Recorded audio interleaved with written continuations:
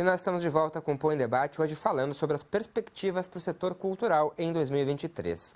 Participam da nossa conversa o Henry Ventura, que é chefe de gabinete da Secretaria Municipal de Cultura e Economia Criativa. Se soma à nossa conversa a Silvia Abreu, que é jornalista e também produtora cultural. E também ainda o Daniel Bender, que é historiador e também produtor cultural.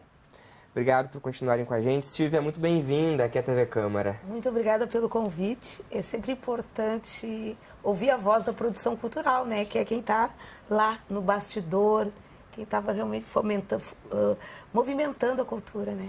Pois é, para ti que tem esse caminhar, esse envolvimento todo com a cultura e também viver o todo, né? Esse problemão aí da pandemia, essa falta de incentivo, inclusive falta de trabalho realmente, né? Como hoje tu olhas para esse 2023 que está vindo aí com essas perspectivas positivas na tua visão? Sim, todo o setor cultural está muito otimista em relação a esse novo momento, porque realmente a gente sofreu muito, né? A cadeia produtiva da cultura sofreu muito nos últimos anos com a pandemia, né? Com o governo que, em nível federal, que ignorou a nossa importância, né? E foi muito duro, assim, a gente sofreu muitos cortes, a extinção do Ministério da Cultura foi algo que realmente desmantelou muito a estrutura, né?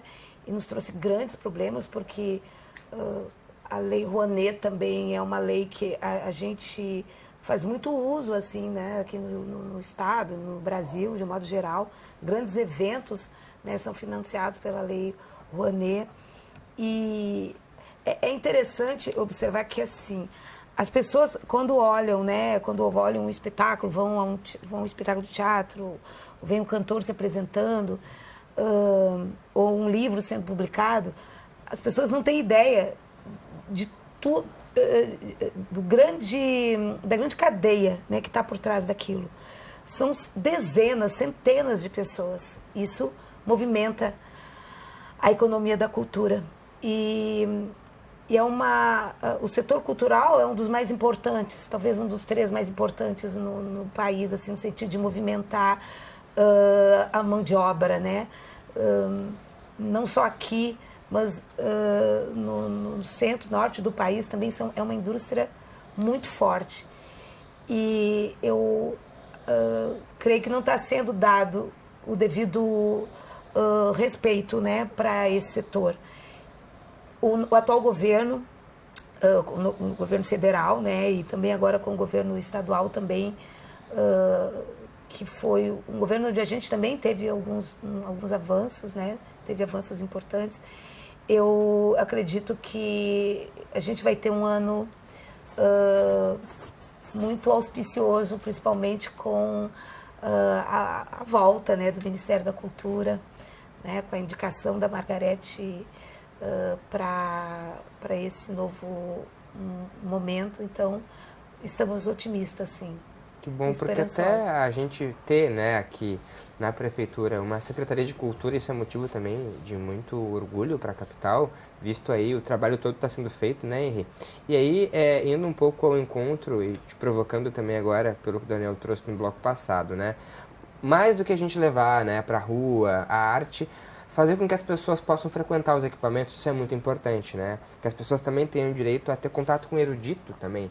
A gente tem equipamentos culturais em Porto Alegre que tem que ser mais valorizados, né? Investido também em melhorias. Como é que vocês estão preparados para conduzir esse momento no ano que vem? Bom, como a gente mencionou no bloco anterior aqui, nós temos inúmeros equipamentos culturais na cidade, né? Nós somos privilegiados aqui em Porto Alegre por termos a quantidade de teatros, equipamentos, o Centro Municipal de Cultura, né? O Daniel mencionou 2 equipamentos que eu vou conversar, que estão sobre reforma, né? Que é a usina do gasômetro e o Teatro de Câmara. Mas nós temos também o Arquivo Histórico, o Museu Joaquim Felizardo. Nós ganhamos agora um novo museu, o Museu de Porto Alegre, ali no Paço Municipal, a antiga sede da Prefeitura, né?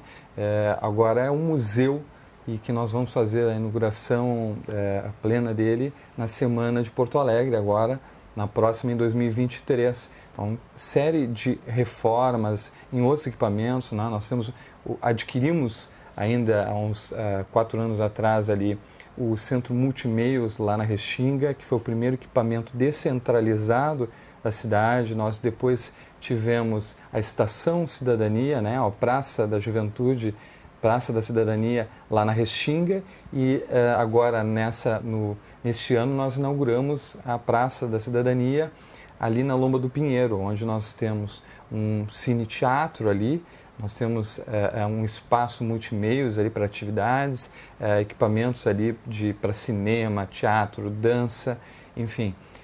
Sobre a usina, né, que foi tocado um ponto crucial, o símbolo da cidade aqui, que tem um valor especial porto-alegrense, né? A primeira imagem praticamente quando a gente está chegando ou pelo rio ou de avião é a usina do gasômetro, né? Ou quem vem de carro é o laçador. Tu vê que a nossa cidade ela é recheada de símbolos ligados à cultura. Isso só fortalece o que a Silvia mencionou, que nós temos aqui uma economia que é uma das principais da cidade, a economia da cultura.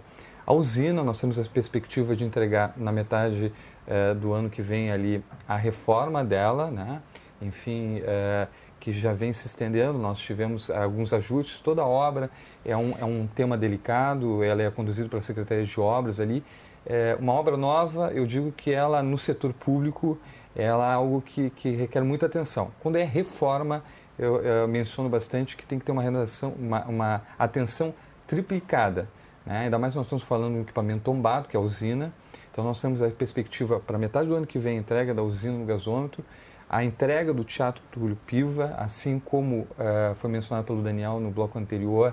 Nós tivemos o Araújo Viana, agora sobre uma nova concessão.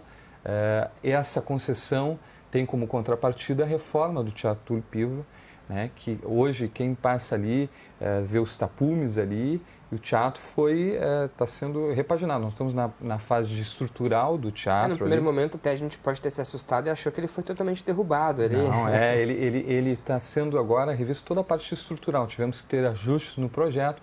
É um projeto ali da metade da década passada, ali em torno de 2014, 2013. Então nós tivemos algum ajuste, mencionando como qualquer obra ou reforma, a gente acaba encontrando outros fatores ao longo da construção ali que precisam ser ajustados. Mas nós vamos ter a entrega dentro do contrato. É uma obra que não tem recurso da prefeitura direto, é a contrapartida lá do Araújo. Nós vamos ter de volta esse teatro que é importantíssimo ali, tem um espaço que atende muito às produções locais de música, de dança. Nós temos a perspectiva por ano que vem da reforma do Centro Municipal de Cultura. Nós estamos agora finalizando o projeto para a reforma, né? Enfim, conseguimos o recurso para executar esse projeto. O Centro Municipal de Cultura que tem no coração praticamente da cidade, ali no Menino Deus. Nós temos os principais equipamentos, as coordenações de dança, de literatura. Nós temos o Teatro Renascença, Sala Álvaro Moreira, enfim, a biblioteca. Nós temos inúmeros equipamentos ali, o Ateliê Livre.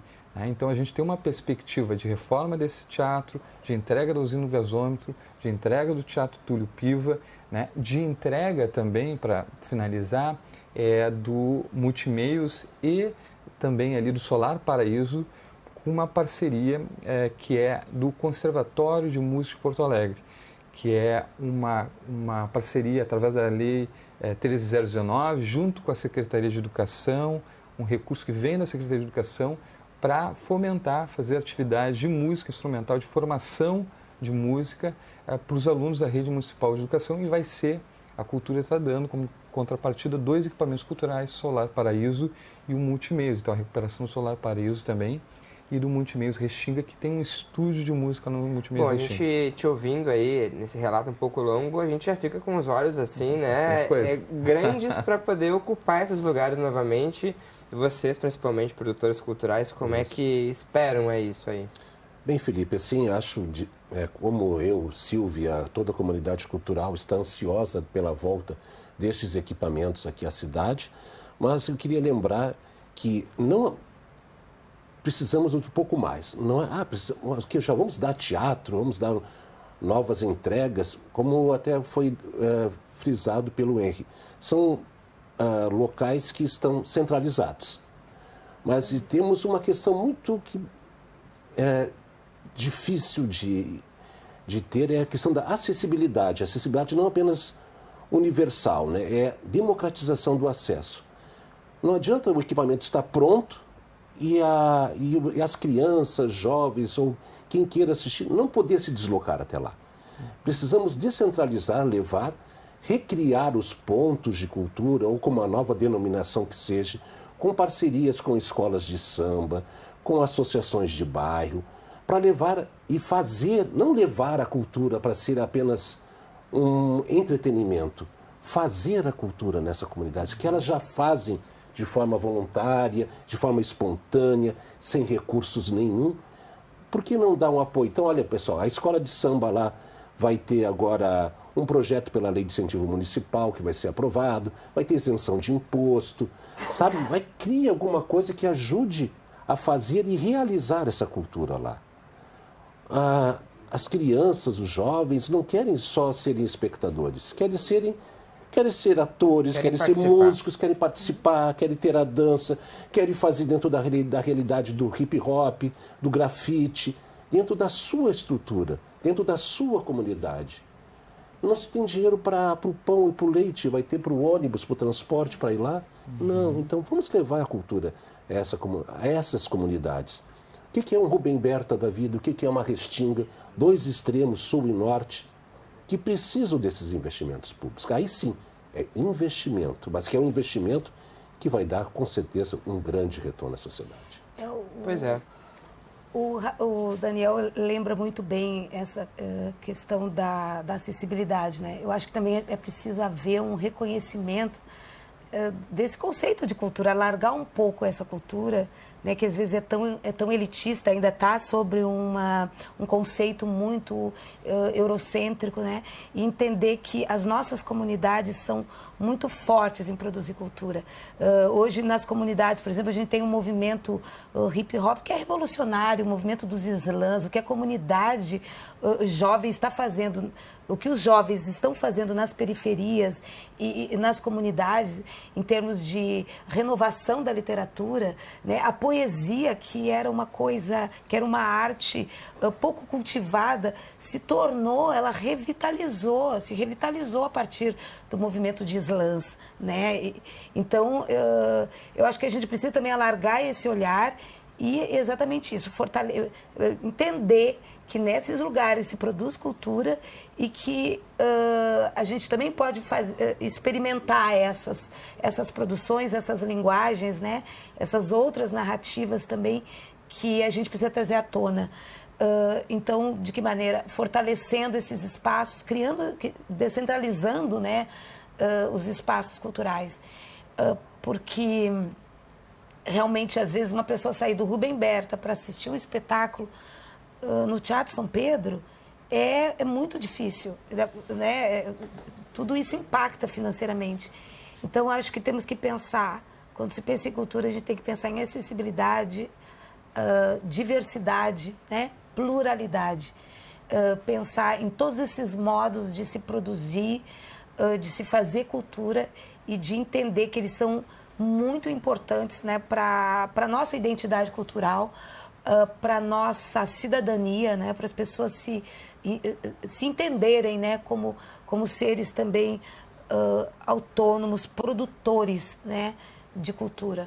Quer dizer, descentralizar os espaços, isso é importante que tu traz, para também poder, nesses locais, se ampliar e ter equipamentos nessas comunidades, para que as comunidades possam utilizar e não ser só meros espectadores, né? Imagina, ser o diretor, a pessoa que constrói ali o palco também. Se tornarem agentes, né? E permitir que quem mora no centro também possa ir lá visitar e assistir. Fazer esse movimento, né? Também de ida até lá e de reconhecimento, né, dessas outras identidades, dessas outras Isso potencialidades. conecta a cidade também. Não temos a banda municipal? Temos. Então, levar oficinas de música, né, para os bairros, tem tantos, eles se apresentam quantas vezes por mês? Tem um salário, tem alguma forma, então levar, está na hora de retribuirmos também, né? Não apenas sermos receptores de um salário, de uma função específica, temos que dar o retorno à sociedade também. Então, seja músico, seja ator, existe agora a companhia de dança municipal, então vamos lá, vamos levar agora assim, olha, o professor vai estar agora, vamos estar disponibilizando em polos, em centros culturais, descentralizados, né? Não ficar ali no Centro Municipal de Cultura, que é um belo de um espaço, com 2 teatros maravilhosos, né? Esperar que a comunidade vá. Não, vamos deixar a comunidade lá na Restinga, no ativar, outro bar, né, esse Mário movimento de Quintana. descentralização mais, né? Descentralização. E esse diálogo assim é fundamental. A gente está ouvindo os artistas aqui. É importante para essa construção mesmo, né? E levar isso até o prefeito para que esse diálogo possa ser feito, porque é muita demanda realmente para se fazer, com pouca gente, pouco orçamento também. Como priorizar isso dentre tantas outras questões? Nós temos que priorizar através da descentralização, né? O prefeito tem mencionado muito no último seminário que teve de governo,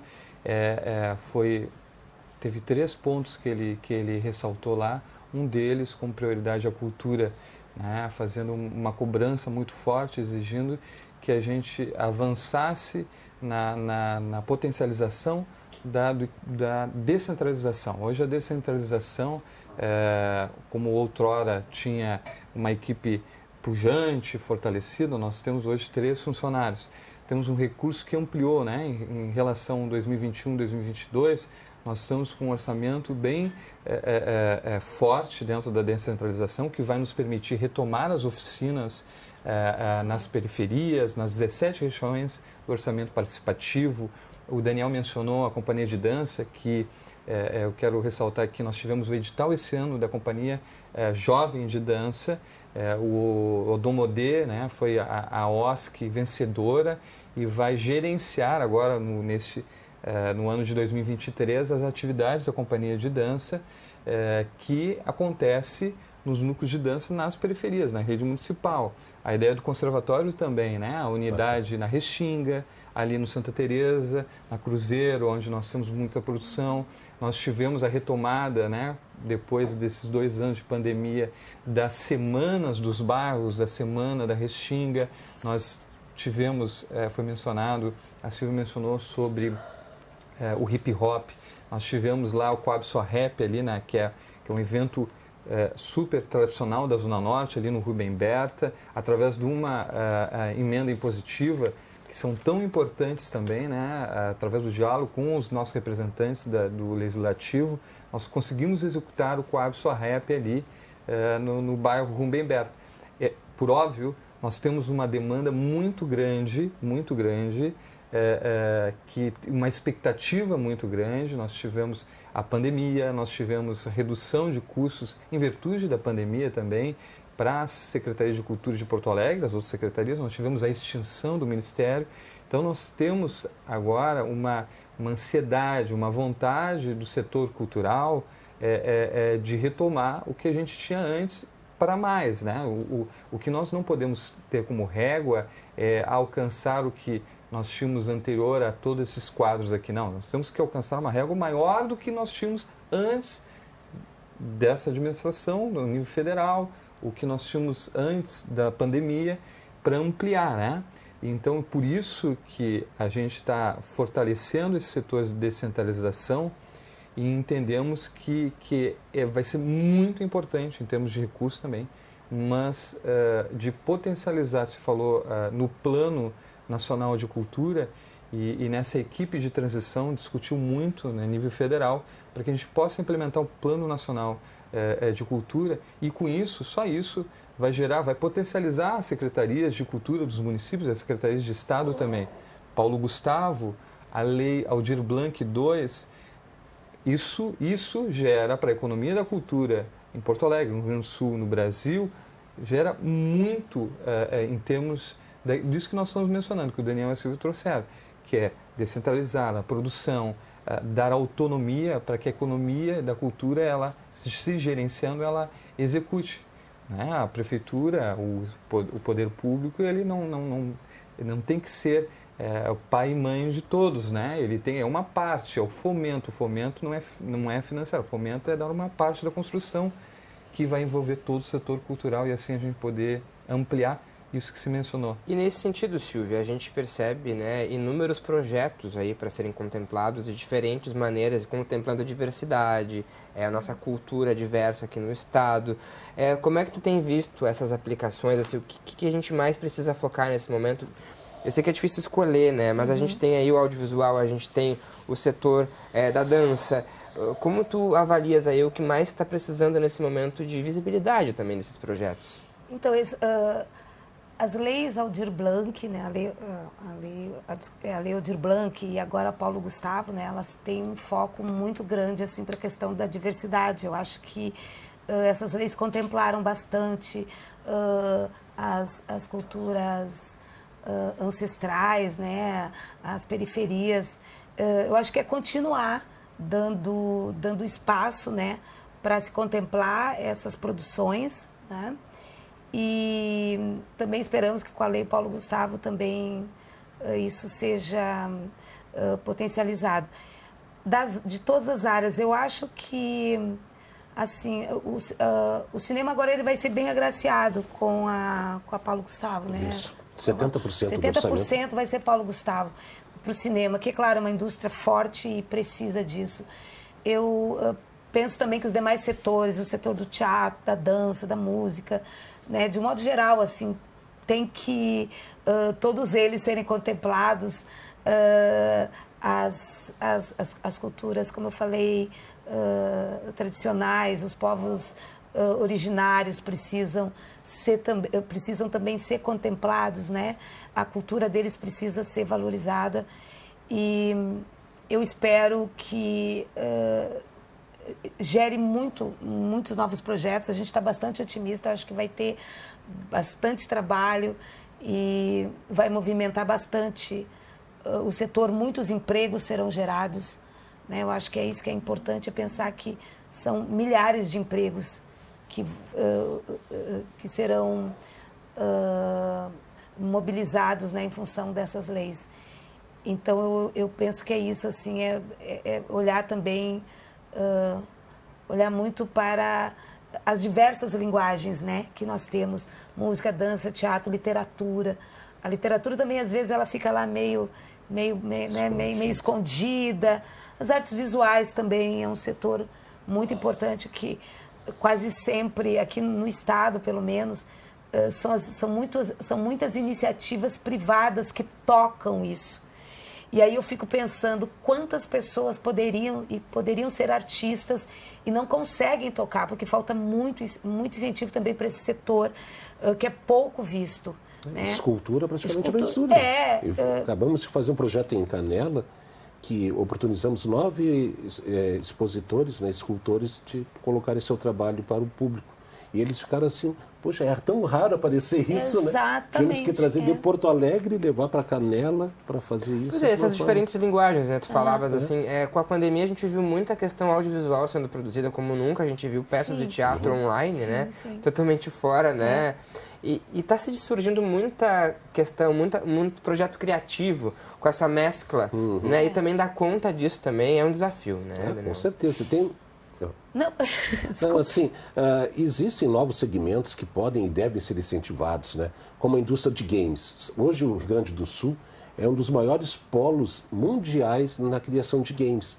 Muitos joguinhos que vocês estão jogando aqui pelo celular, apesar de estar lá em inglês, está isso, está aquilo, é uma produção local. Né? Então, incentivar a mão de obra, principalmente de jovens, para esse mercado, que é um mercado muito bem pago, né? TI, área de TI é uma área paga maravilhosamente bem, e tu está gerando emprego. Né? Então, isso também poderia dar um incentivo, né, para a criação de startups, né, de empresas, polos, né, de incentivadores à indústria criativa de games, né, que é um mercado incipiente. E depois, no fim, se Eu queria ver com vocês quantos vereadores nós temos aqui, aproveitar que está na Somos TV 36 vereadores que fazem parte aqui Perfeito. do parlamento. Posso dar uma sugestão? Já Por estava favor. comentando aqui, né? 36 vereadores aqui, cada um recebe um valor X, não tem esses números, de verba de gabinete, né? Tem as emendas impositivas, que foi até citado aqui, 2 bilhões e pouco voltado à cultura, que de cada dos 36 vereadores destine um percentual do seu orçamento de gabinete e crie um edital público de cultura. Será muito bem visto para toda a comunidade, para serem não apenas fazedores das leis, né? Criem as leis, possam também ser incentivadores da arte, da cultura e do esporte. Tá? Então, abram mão, não custa diminuir um pouco o correio, o telefone, tirar um celular fora, mas isso na forma de incentivar a cultura e ao esporte, também acho que é um tema que pode ser debatido também e incluído nessa nossa conversa agora, para que possam ser realmente agentes transformadores. Fica aí a sugestão, façam um projeto de lei, abram mão um pouquinho do seu orçamento, mas invistam também. E a gente pode estender essa ideia também, né, para a iniciativa privada. Isso. Grandes empresas que detêm, né, grandes verbas de imposto de renda ou mesmo de verbas de ICMS poderiam também criar editais, tanto no estado, tanto em nível de estado quanto federal, né, para fomentar a cultura. Então, eu acho que também falta um pouco de visão, às vezes, do empresariado, de ver que a cultura ela é um vetor fundamental do desenvolvimento social, humano, enfim, econômico também. E se a gente visse, né, olhasse dessa maneira, visse a quantidade de empregos que o setor cultural gera.